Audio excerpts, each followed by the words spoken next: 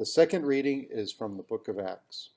When the day of Pentecost had come, the apostles were all together in one place.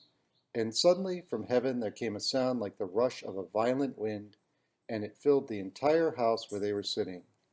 Divided tongues, as of fire, appeared among them, and a tongue rested on each of them. All of them were filled with the Holy Spirit and began to speak in other languages, as the Spirit gave them ability. Now there were devout Jews from every nation under heaven living in Jerusalem. And at this sound the crowd gathered and was bewildered, because each one heard them speaking in the native language of each. Amazed and astonished, they asked, "Are not all these who are speaking Galileans?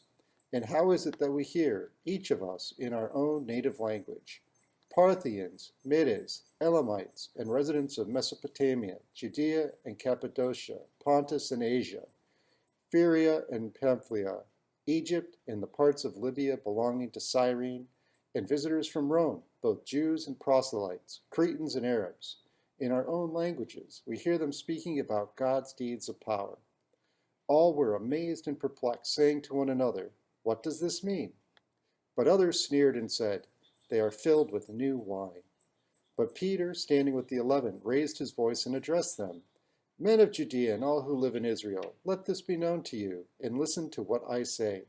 Indeed, these are not drunk, as you suppose, for it is only 9 o'clock in the morning. No, this is what was spoken through the prophet Joel. In the last days it will be, God declares, that I will pour out my Spirit upon all flesh, and your sons and your daughters shall prophesy, and your young men shall see visions, and your old men shall dream dreams. Even upon my slaves, both men and women, in those days I will pour out my Spirit, and they shall prophesy. And I will show portents in the heaven above and signs on the earth below, blood and fire and smoky mist. The sun shall be turned to darkness and the moon to blood before the coming of the Lord's great and glorious day. Then everyone who calls on the name of the Lord shall be saved." The word of the Lord.